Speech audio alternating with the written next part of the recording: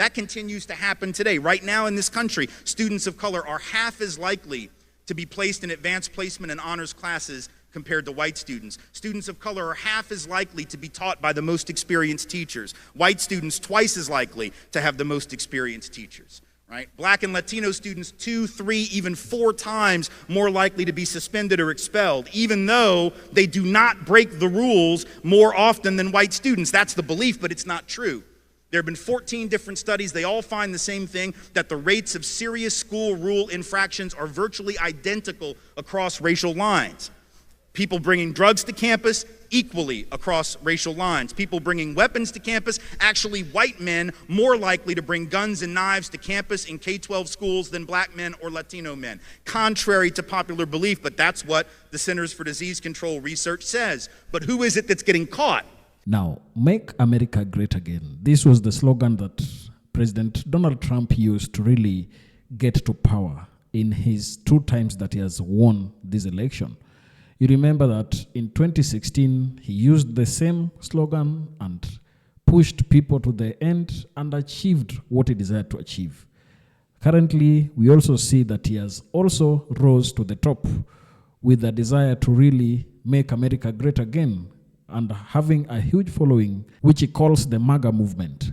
But here is one question. Is it really about making America great again? Or is it just a coded word for something that cannot be spoken out loud?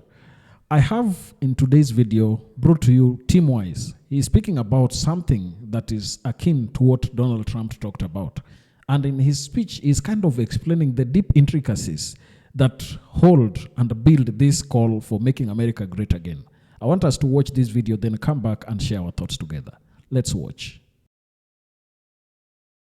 Absurd. There's God right in the clouds, Santa in the sky, white dude, all the biblical characters in the Bible, children's books, white people, even though they were in a part of the world where there are no white people, right?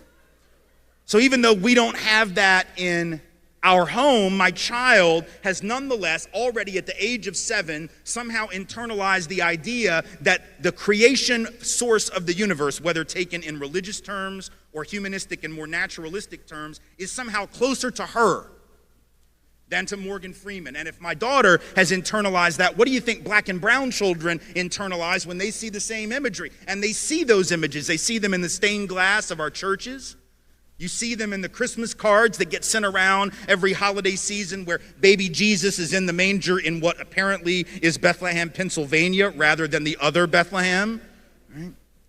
Lily white Jesus, which makes no sense anthropologically, biologically, historically, makes no sense at all.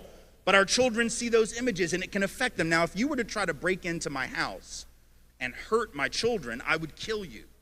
Without hesitation. I don't even have a gun, but I would find something and I would throw it at you and you would die. Like, it's just that simple. I would make sure that you died, right? If you were to try to hurt my kids. I'm not saying that because I'm a badass. I'm just saying, like, I'm just letting you know, like, don't mess with my children. But the problem, right? The problem is that there is something coming into that house. And it is hurting my children, and it's hurting all of our children, and it's hurting us, and I didn't even know it was there. See, the doors are locked at night, the windows are shut, the alarm is on, and whatever this thing is doesn't know the code, but the dirty little secret is it doesn't need to. It weasels its way into our children's brains and affects them. That's how I know that we've all ingested this poison, and we better own that if we're going to have an honest dialogue. It's not about feeling guilty about it. In fact, that's the beauty of it, right? If we've all been subjected to it, there's no reason to feel guilty, because we could not have helped but ingest it. The question is, what do we do now? How do we take responsibility, which is not the same as guilt? Responsibility is what you take because of the kind of person you are. Guilt is what you feel for the stuff you've actually done. Those are two different things. We take responsibility for things even when we're not to blame for them. So that's the first piece. The second piece, the systemic piece, right? Our inability or our lack of willingness to admit that there's also a systemic element to racism, that it's not just about personal prejudice. If it were, it'd be so much easier, right? Because we could just educate people out of their biases, right? And we could somehow undo their personal stuff and everything would be fine. But there's a bigger problem, and it's systemic. It's the way that policies and practices and everyday procedures reinforce inequality between different racial groups, even if there's no overt bigotry in the room. What do I mean by that? Let me tell you a story to make that point. And it's a story about my own life. I am from the South. I grew up in Nashville, Tennessee. I've lived in the South all my life, 10 years in New Orleans, the rest of it in Nashville. 5 months in Houston, but we don't talk about that. No offense to Houston, I'm just saying. Like, there are reasons, and we will not discuss them. So growing up in Nashville, I went to school in public schools at a time when they had really just become truly integrated.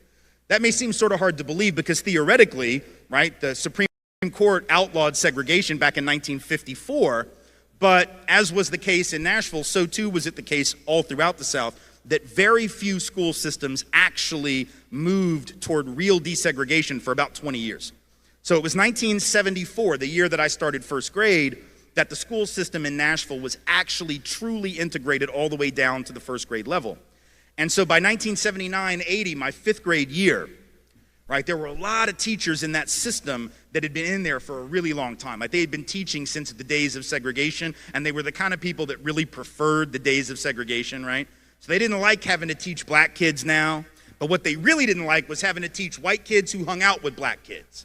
And that was me. See, I told you before, most of the time when we say we have black friends, we're lying. In my case, I pretty much didn't have anything but black friends for the first several years of school, because I went to preschool at a historically black college when I was 3 years old.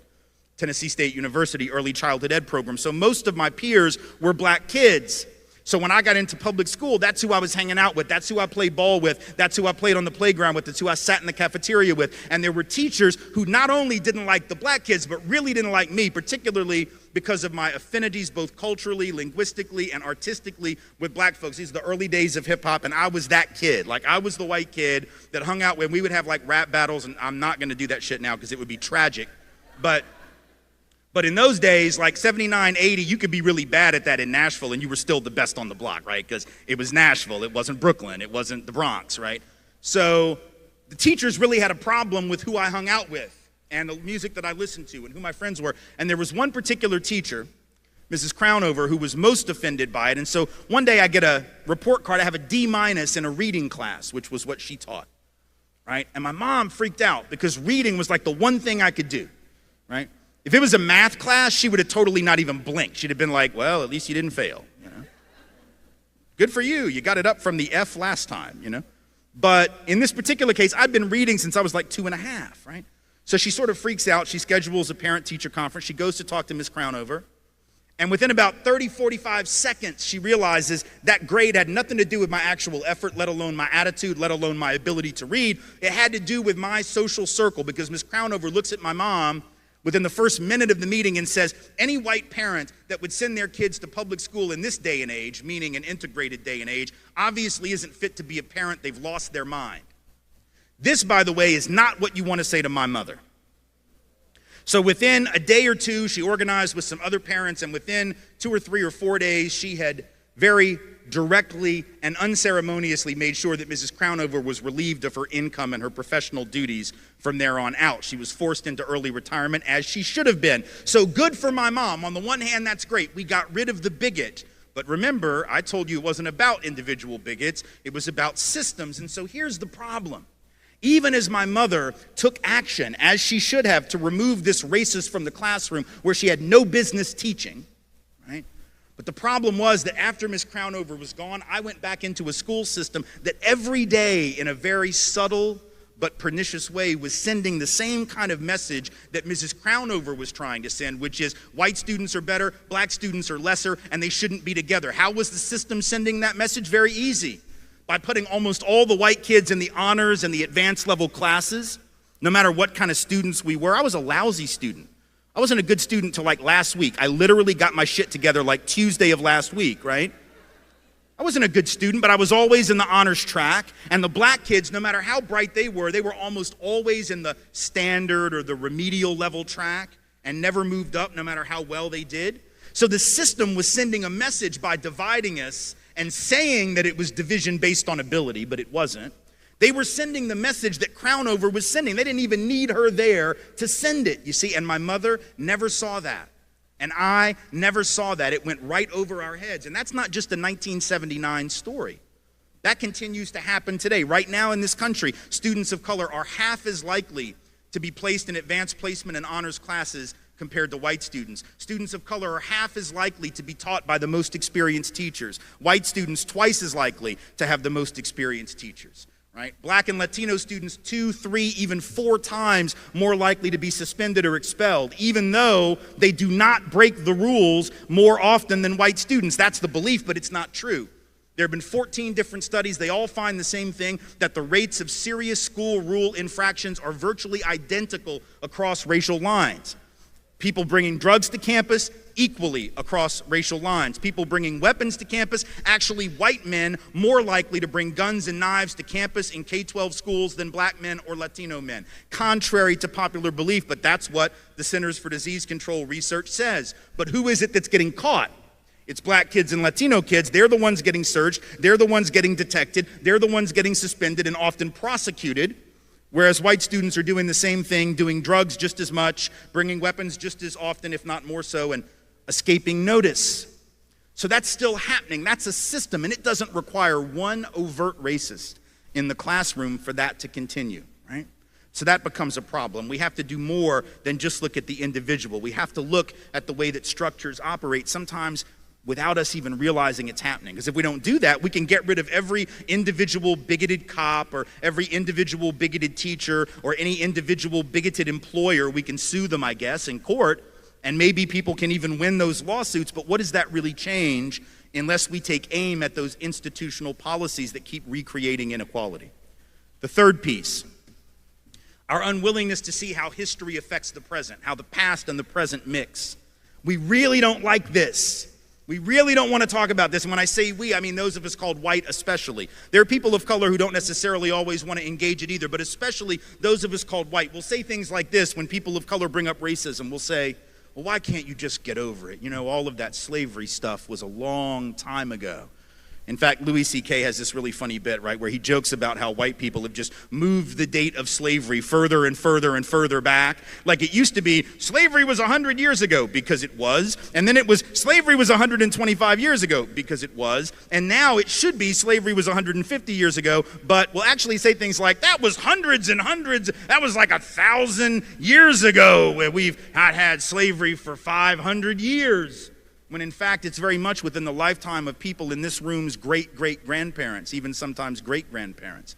And in fact, de facto slavery extended well past the Emancipation Proclamation. There were people of color being sent back into virtual enslavement all throughout the first 30 years of the 20th century, being made to work in the mines in places like Birmingham, coal mines there and elsewhere, going back to the very plantations from which their grandparents and great-grandparents had been emancipated, as sharecroppers, as tenant labor, tenant farmers, right?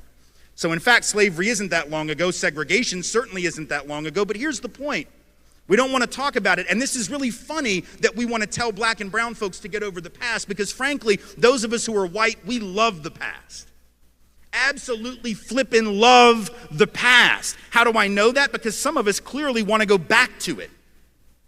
How do I know that? Because the Tea Party was a thing. And during that period when the Tea Party was a thing, you had a bunch of white folks go into rallies dressed in Revolutionary War costumes, carrying muskets and wearing powdered wigs. Okay, here's the thing. If you dress up in a Revolutionary War costume with a musket and a powdered wig, calling yourself the Tea Party, which I think is a really old-ass reference, you were in no position to lecture black people about getting over the past. That's all, right? Because by definition,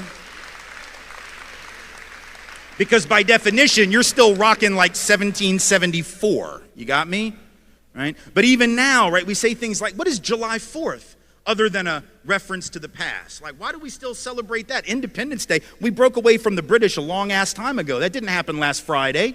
So why do we still set off fireworks every July 4th, right? I dare you to go up next Independence Day to like the most patriotic guy on the route, you know, with the red, white, and blue wardrobe, because that's an awesome wardrobe palette, and like a big I Heart the USA button on his hat, like flying a flag, blaring Lee Greenwood from the back of a pickup truck. I dare you to go up to that guy, tap him on the shoulder, and say, yeah, this is all really nice, this is great, but when are you going to get over it? Hope you have running shoes on, because he's going to chase you. Although he'll probably have had enough, you know, slices of mom's apple pie that he won't be able to catch you. But my point being, we love the past as long as it makes us feel good about ourselves, right? When a current presidential candidate says he wants to make America great again, it's a reference to the past, right? It's a reference that says we want to go back to when things were great, but only great for certain people because the time that's being remembered so fondly wasn't so great for everyone, right? So we love the past as long as it venerates us. We just don't want to deal with the ugly, but that's not how history works. You got to deal with the good and the bad and everything in between, right? And we know that, don't we? Like on a personal level.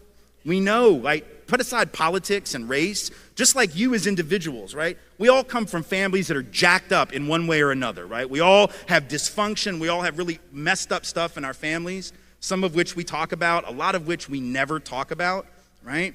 And the fact is, if you ever want, just as an individual, to move past your past, you have to confront it.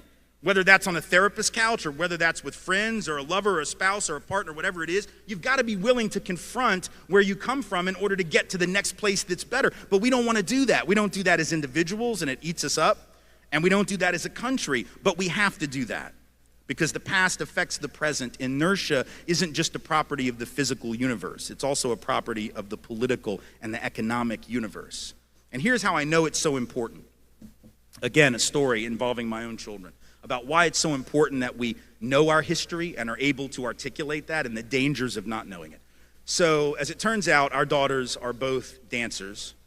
And now, from that video, I think one thing that Tim Wise has really exposed is that there is a lot of disparities that exist between blacks and whites, and that there is a sense in which blacks have suffered out of the history that exists in America, and whites have enjoyed the past. And that is why they are able to really continue celebrating histories in the past without really considering the hostilities and the horrendous activities they conducted towards black people. So in a nutshell, he's kind of saying that what President Trump drove on is just something to remind blacks about their past, that there was a time when America was great.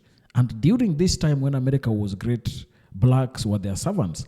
And there is a sense in which, while this might be a well-meant slogan, it holds some historical connotations that spell doom for black people. So what really does this mean? The disparities between white and black America are pervasive, rooted in historical injustices, and continue to be reflected in contemporary socioeconomic outcomes. For instance, there is an existing wealth gap that is really enormous. Historically, discriminatory practices like redlining and exclusion from New Deal benefits have severely limited wealth accumulation for black Americans. In 2023, the Federal Reserve reported that the median wealth for white families was approximately $184,000 compared to just $23,000 for black families, a gap that was widened since the Great Recession. So from this, we're able to see that there is a wealth gap that has been created by historical activities that have been subjected towards black people. The activities such as redlining and exclusion from New Deal benefits have led to blacks having less in their wealth compared to whites. And this is something that really needs to be sorted. So if there is anybody who should be talking about making America great, it is about black people. Because for blacks, America has never been great. America has never been great at any time. But now, we are finding out that it is quite necessary for blacks to also be included in this call for making America great. Education. Educational disparities have roots in segregated schooling system and continue today with underfunded schools in predominantly black neighborhoods.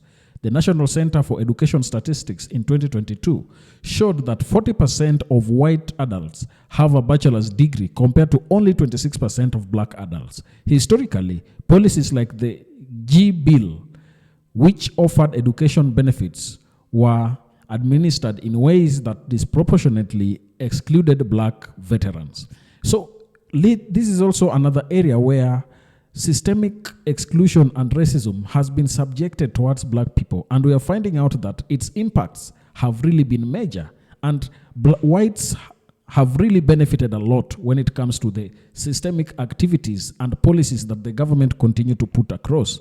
However, we are finding that they have much negative activities and impacts towards blacks. When we go to health, from historical medical abuses like the Tuskegee study to current health disparities, black Americans face poorer health outcomes. In 2022, the Centers for Disease Control and Prevention reported that black adults are 60% more likely to be diagnosed with diabetes than white adults.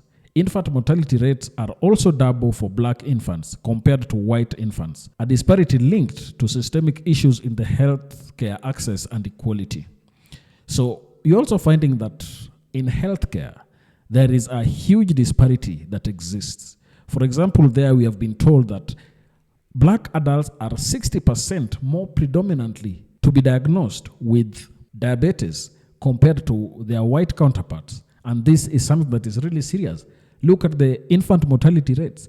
It is also very high among blacks. So these are certain things that if anybody wants to make America great, these are the first things that I think they should focus on to really make it great for black people. We also have an issue with housing where historical practices such as redlining and urban renewal projects displaced many black communities, like the destruction of Black Wall Street in Tulsa, Oklahoma in 1921. Today, black home ownership rates are significantly lower than white rates. In 2023, only 44% of black households owned their homes compared to 74% of white households. Look at this kind of statistics. You are seeing a huge disparity. And I think blacks really need a great America. So if we are going to make America great again, is it going to consider issues affecting black people? Because statistics tells us that America has never been great for blacks. It's all doom every day. And in almost every aspect of life, we are finding that whites are superior to blacks. In employment and income, black unemployment rates have consistently been higher than white rates. In 2024, the unemployment rate for black Americans was 6.1% compared to 3.3% for white Americans. That is according to U.S. Bureau of Labor Statistics. The gap can be traced back to historical discrimination in employment opportunities and wage disparities. Even when controlling for education and experience, black workers earn less than their white counterparts, a situation reflective of both historical wage suppression and ongoing labor market discrimination. So this is a very, very serious issue that even in employment and income, blacks still continue to be down in the pyramid. And it is very, very sad that there is no serious government that has considered making serious changes to make blacks achieve this kind of success. So if it is all about making America great, I think President Trump needs to really focus on ensuring that blacks get what they deserve. Another serious issue that has been talked about widely on this disparity issue is the justice system, the criminal justice system. The incarceration rate for black men is about 6 times that of white men, with roots in policies like the war on drugs, which had disproportionate impacts on black communities. Recent cases like the police killings of George Floyd and Breonna Taylor in 2020 have spotlighted ongoing issues of racial bias in policing and sentencing. And therefore, addressing these disparities require acknowledgement of historical injustices and proactive policy measures to undo systemic barriers. We are seeing that blacks have been subjected to some of the most horrific situations that have historically and continues to affect their lives to date. That is why Tim Wise says that whites fail to acknowledge how history impacts the present, how the sufferings that blacks have gone through over the years have really impacted their current state of life. It is quite necessary for us to really find a strategy that works for everybody, regardless of their skin color, and ensure that we get empowered and achieve our greatness at all times. Tell me down in the comment section what you think about this. And if you're watching us for the first time, don't forget to subscribe to our channel, like this video, and also share. Thank you, and may the good Lord bless you. Goodbye.